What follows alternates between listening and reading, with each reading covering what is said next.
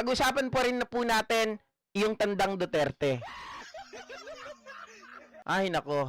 Kasi ngayon, mukhang hindi na po sila makakakilos ng matiwasay.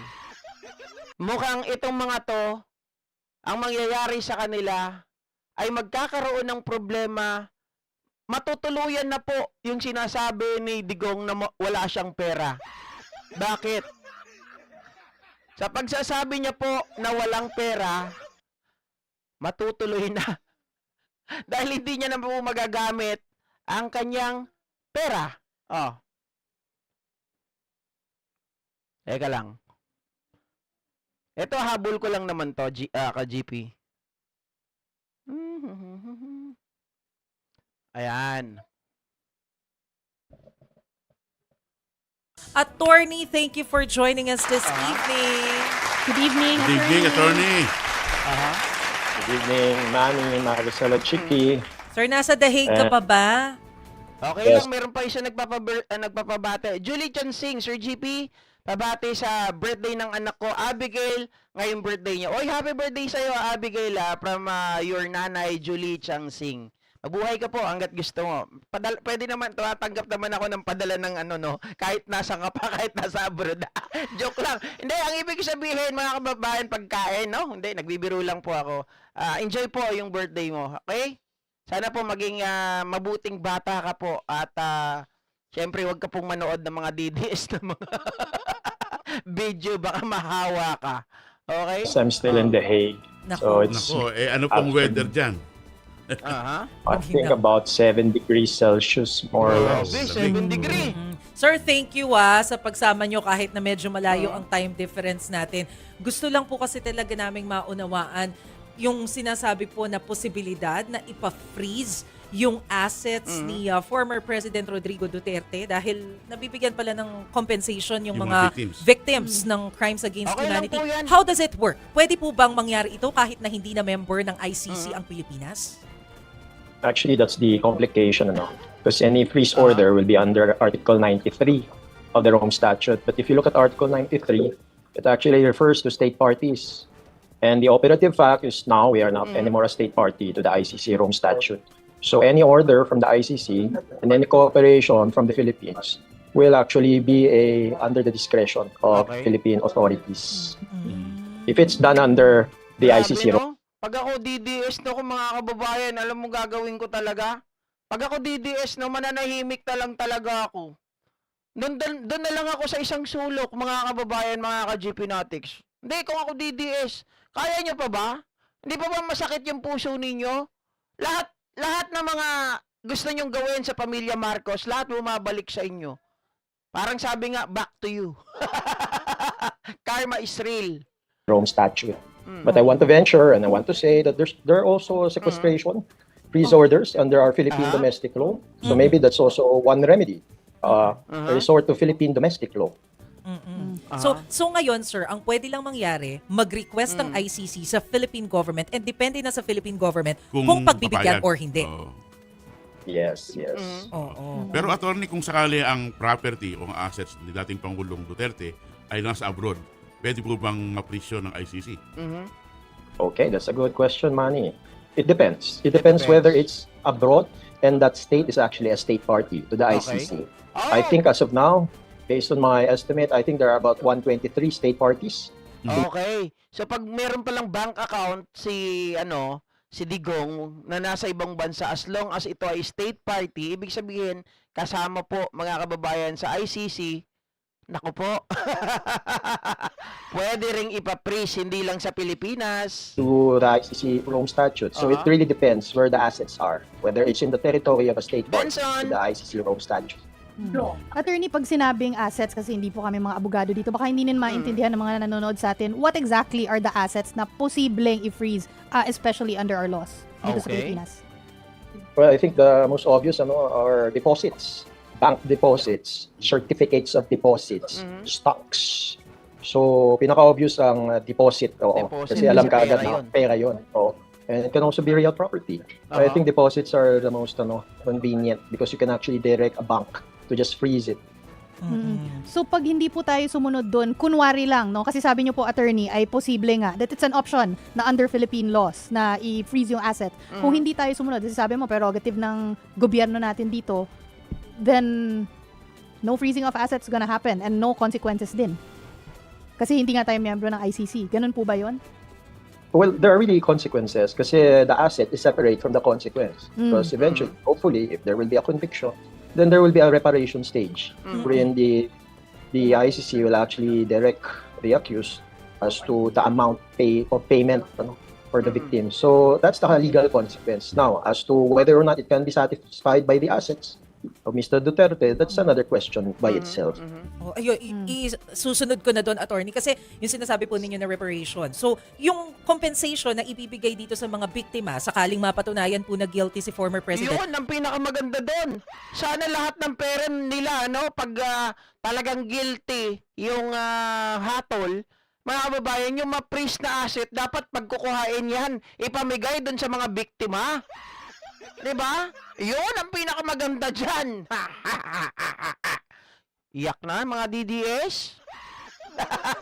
Pwede. Tama po. Freeze yung asset ni Digong pambayad sa mga ginotay nila. Diba? Yung mga biktima, yung mga iniwan. Nako, mamumulubi na kayo niyan. Iiyak si Hanilet niyan. Oh, sabi ni Hanilet, mabuti sana kung may ginawa siyang mali. Mabuti sana kung may kasalanan siya. Ay tayo dyan. What if hindi mag-suffice, hindi sapat yung assets ni former President Duterte para mabigyan ng compensation yung mga biktima? Kasi for now, sinasabi 19 and 25, nasa 40 plus. Hindi ba? But still, meron pang ibang mga possible cases. Probably that's another story. Pero paano kung hindi sasapat yung Ilocano assets ng musician. former president to pay these victims? What will happen? Well, there's also a mechanism under the ICC Rome statute system, and that's actually the trust fund for victims. So it can be referred to the trust fund for victims. This is actually a separate fund that's actually given by other state parties. So that's actually one of the mechanisms. Pero I think there is enough asset that can actually satisfy any reparation order by the ICC. Pero attorney, based sa mga past 11 conviction sa ICC, magkano po ba ang usual na compensation na binibigay sa mga biktima? Oh, it really depends on the context. It can be millions. In fact, it can be a mere thousand. So it depends on the context also of the Nako, So- attorney, isa lang maririnig ko na naman dyan sa mga DDS. Only in the Philippines, drug addict, binibigyan ng pera para pang addict. Yan na naman ang sasabihin ng mga DDS dyan. Kukunin na naman nila yung narrative na to. Sasabihin nila, gago talaga itong gobyernong to, Yung addict, yung mga pamilya ng addict, bibigyan pa ng pera. Di lalo magsasabu yun. Sabihin na naman ng mga yan. No? Malamang siya malamang, mga kababayan. Hindi nila naisip, anak ng tinapa, lagi sila nagtatago sa tinatawag na constitution, pero hindi nila alam kung paano i-apply ang constitution. Parang yung pulis kanina, biglang natauhan ata nung kinasuhan. Sabi niya, nabigla po, na-trigger lang po ako doon. Diyos ka! Aha! socioeconomic status as well as the socio-political context and circumstances.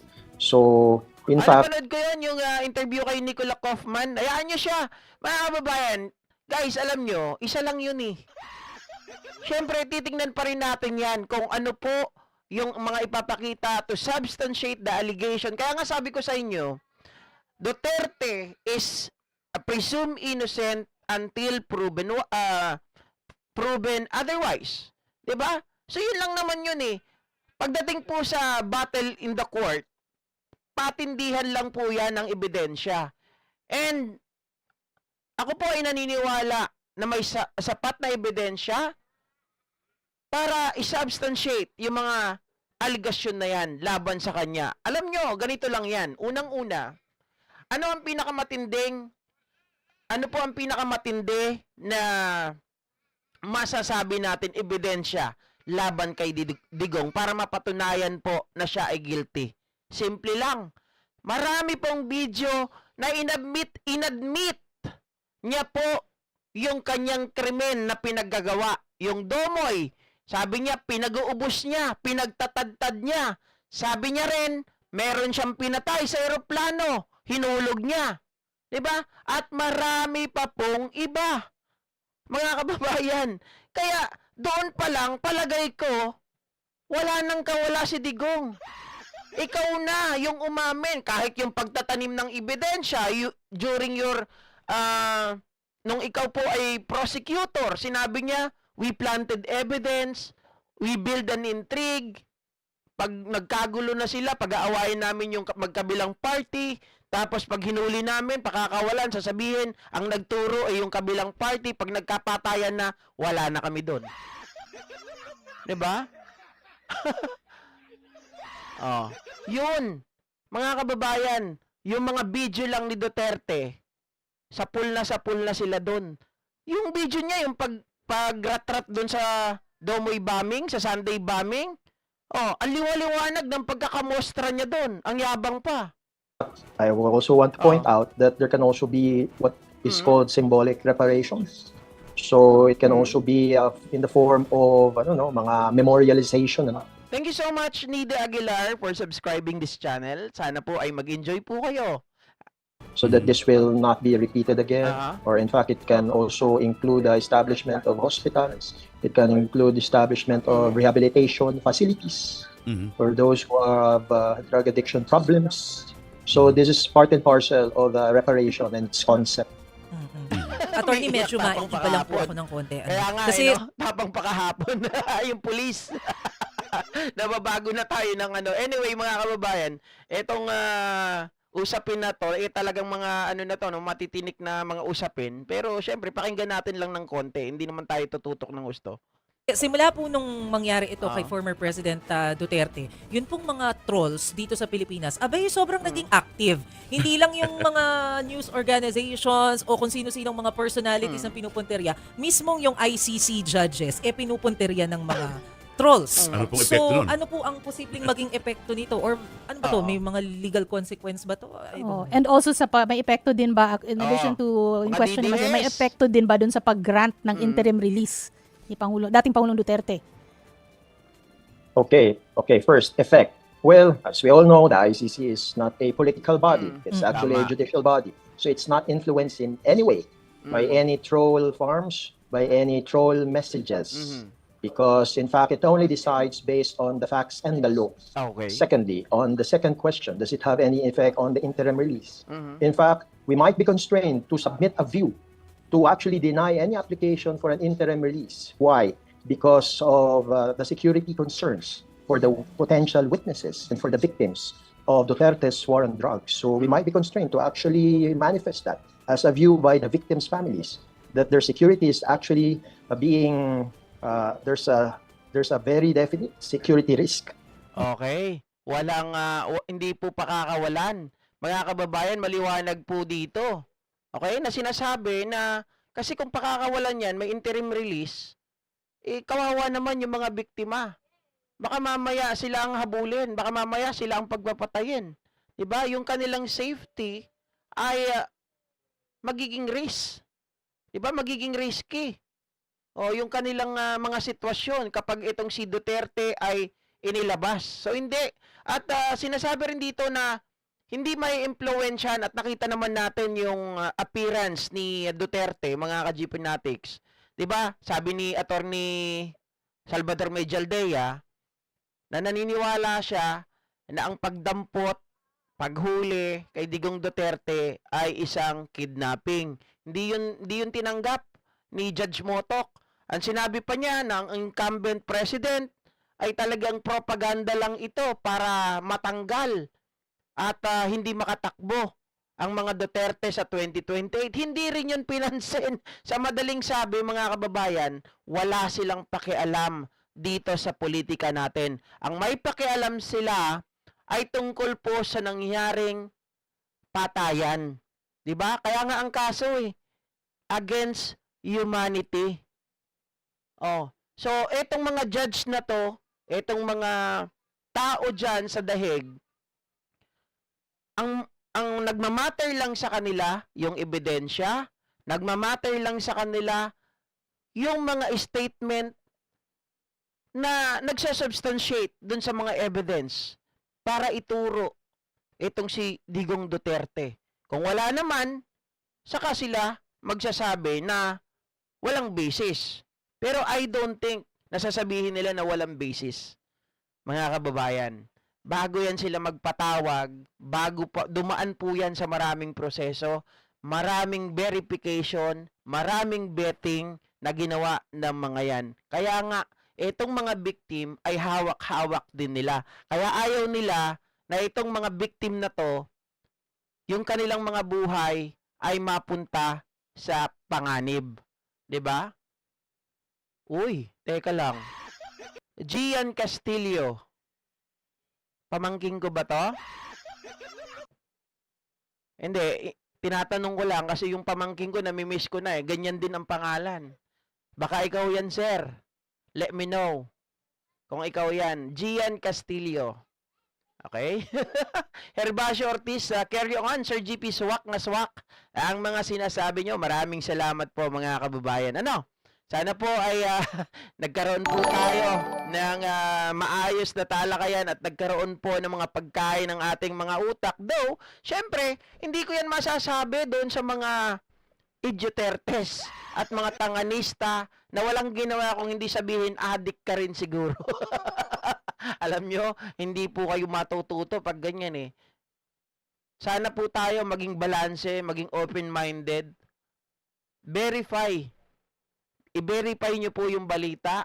I-verify nyo po kung ano sinasabi ng mga vlogger nyo na pinapanood ninyo para malaman nyo po yung katotohanan. And again, dinampot si Duterte, kaming mga pro-BBM, pro-Marcos, pro-administration, hindi po namin pinoprotektahan yung mga adik. Ang pinoprotektahan natin dito ay yung interest ng mga victims, yung mga nadamay. Hindi po yung mga adik, ha? Yung mga nadamay na hindi naman dapat pinagpapatay. Meron pa dyan, bata, isinako, sinupot yung ulo. Oh, ako, as witness myself, mga kababayan, yung nakausap ko na tao, sabi ko nga sa inyo, sila yung ginawang troll doon kay Kian de los Santos para anong gawin sa pamilya? I-discredit yung pamilya na yon at para sabihin na adik yung kanilang pamilya para hindi paniwalaan. Yung nakausap ko, isa sa mga ginawang troll para magpakalat po ng ano na yan. Oh, sasabihin ko na sa inyo, di ba hindi ko sinabi nung nakaraan. Pero totoo, may nakausap akong isang tao na siya ay isa sa mga ginawang troll para magkalat ng fake news at sabihin na adik ang pamilya ni Kian de los Santos. Oh. Alright? So, thank you so much once again, guys. Maraming salamat. Magandang gabi po. Mag-ingat tayong lahat. Okay? Go Philippines, syempre. Okay, wag tayong paurong. Dapat pasulong. Oh. Thank you, Ma'am Eva Narita. Cesar Maltizo. Aha. Thank you. Bye, guys.